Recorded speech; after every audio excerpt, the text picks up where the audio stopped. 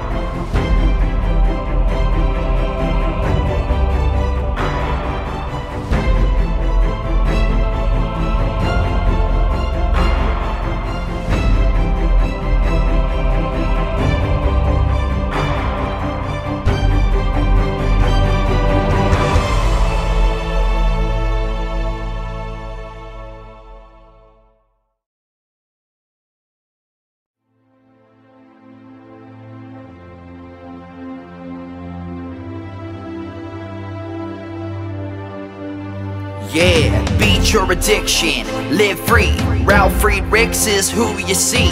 Listen in when you're feeling low. Take back your life, today's show. Beat your addiction, live free.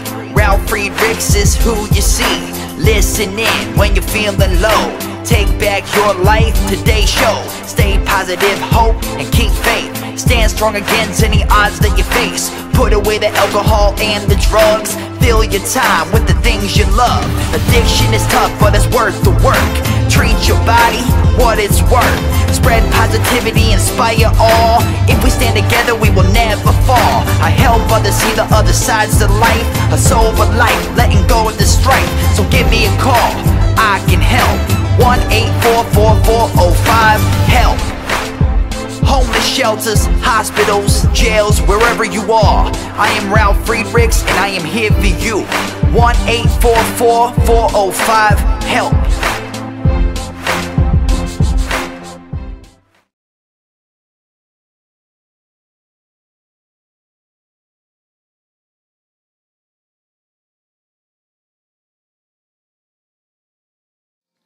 Hi, my name is Ralf Friedrichs. I'm an addiction recovery coach and the host of the Take Your Life Back Today show.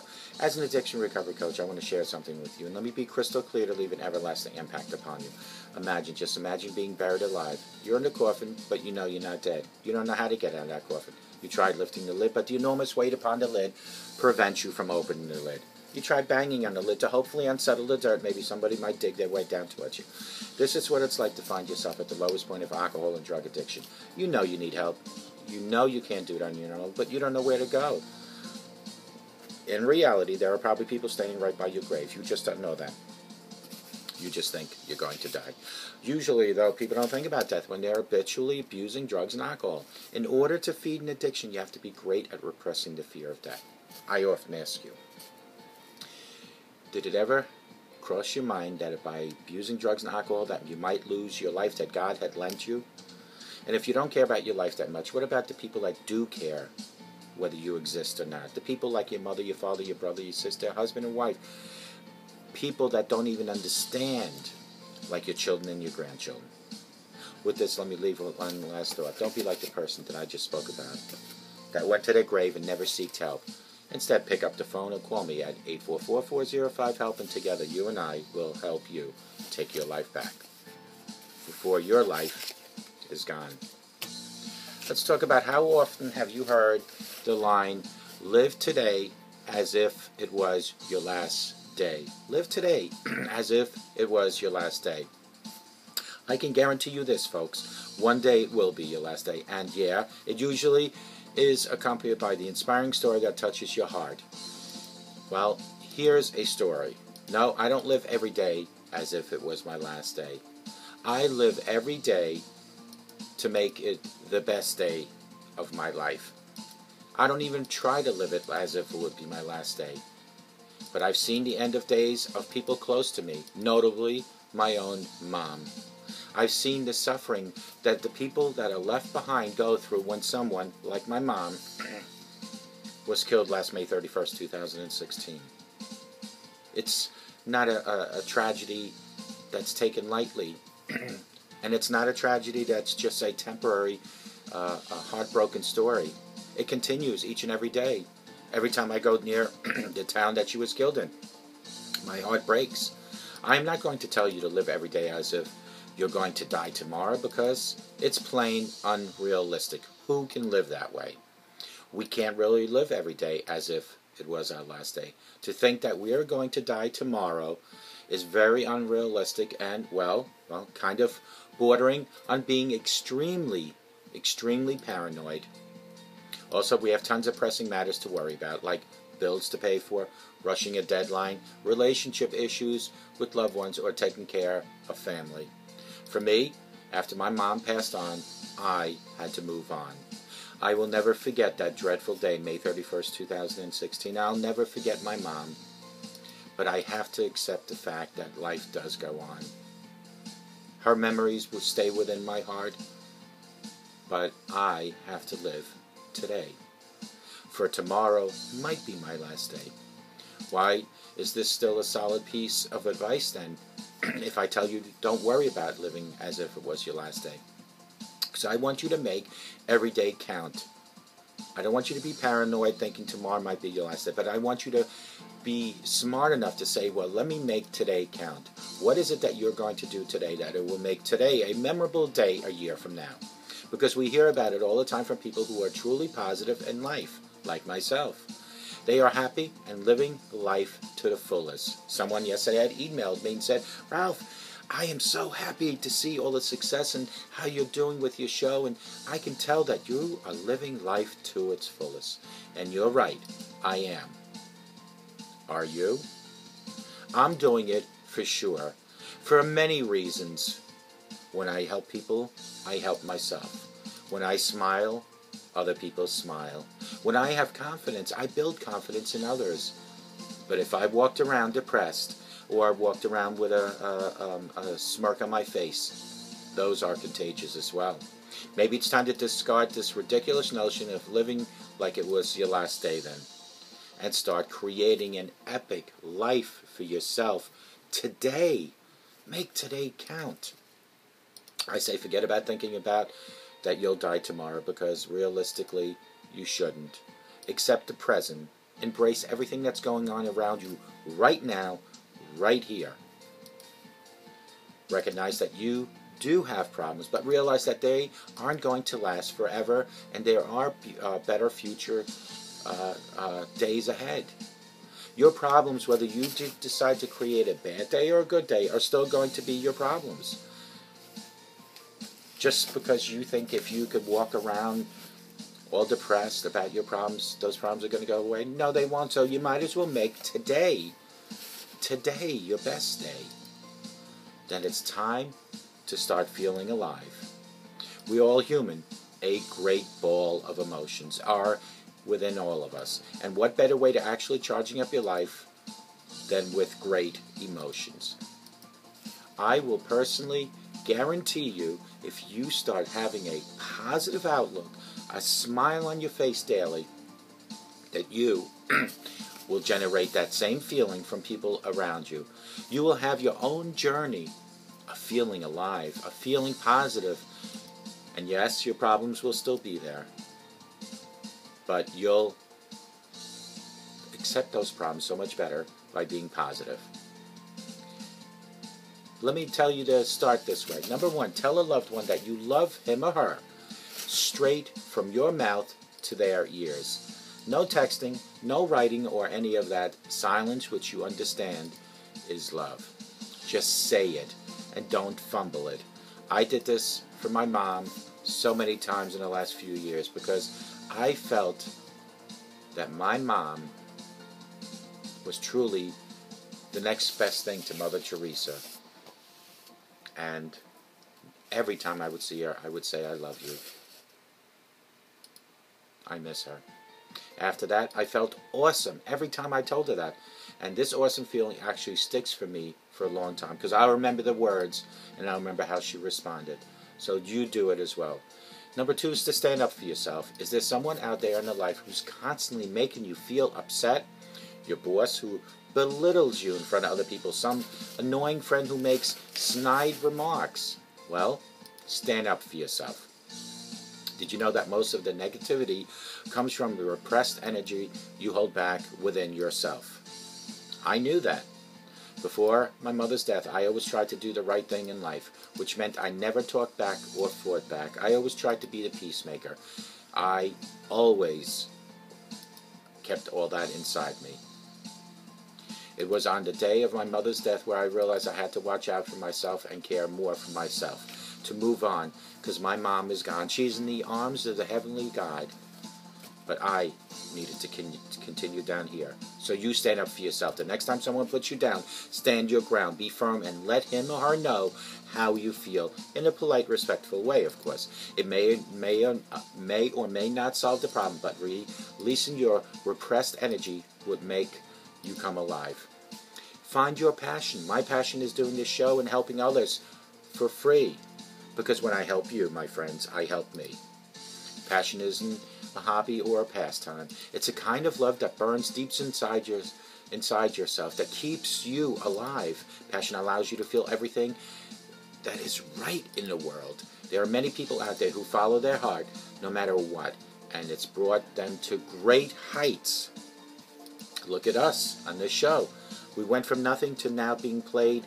These videos are being played throughout 25 different rehab centers in the U.S. and in some homeless shelters. So find your passion, try out all sorts of different things, and see what clicks in your life. I hope that you find whatever it takes to make you come alive again. Number 4 is to do a good deed. When was the last time you actively told yourself what you wanted to make someone else's day better? Even a smile is a good deed. Try it out.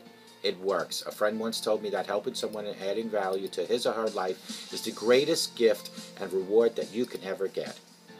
When you want to pass some from a form of positivity and happiness to others, the result will be amazing. Number 5, do something you never thought you would do, because life can be an adventure. You just need to go out and do out of the ordinary and do something extraordinary. That's not to say you should be extreme by becoming minimalist or something which scares you every day, like maybe skydiving. Start small, baby steps. It could be something minor like taking a new route to work, maybe riding a bike. You'd be surprised with the things you discover that you probably like to do. Number 6 is now realize that life is short, and you will be living every day. It took a view of my own mother's death to realize that every day is so precious that God gives us. He lends this life to us. Make it count. I'm telling you now, you don't have to go through what I realized the day of my mother's death, that life is short. You can start today with the help of this video. It doesn't matter if you know today is your last day or not, because it might be and it might not be. Realistically, it probably won't be. But just live and make the best out of today. Today is the new day for your new life. But you have to start. Go grab whatever you want in life. Whatever you want in life, and make it happen. Put a smile on your face, because that'll put a smile on other people's face. And whatever problems you have, like I have tons of problems, folks, but I don't let those problems drag me down, because the problems are problems for a reason. They're called problems because you don't want them. So why drag your life into the problem? Enjoy life and deal with the problems one by one. Nobody can take care of all their problems in one shot. Deal with one problem at a time. And today will be your first new day of your new life. Call me at 844-405-HELP, and I promise you, I will help you with the grace of God take back your life today. Call me 844-405-HELP, and may God bless you.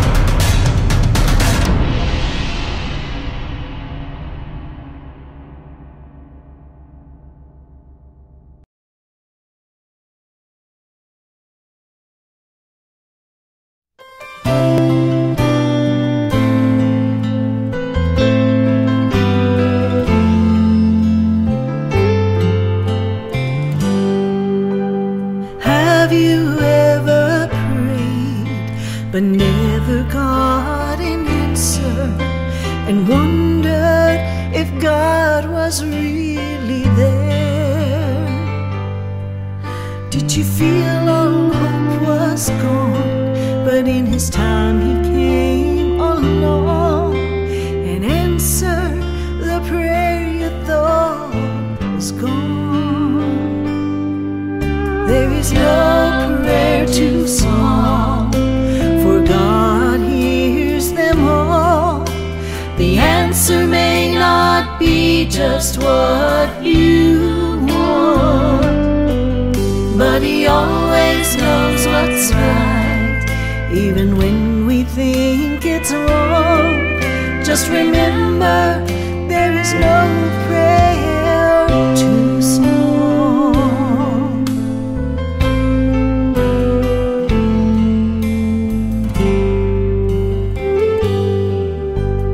I have read if you will ask, you shall receive. No matter what it is, I still believe. There is no prayer too small, and even when we fall, He gives us just exactly what we need. There is no prayer too small, for God hears them all. The answer may not be just what you want, but He always knows what's right, even when we think it's wrong. Just remember, there is no prayer too small.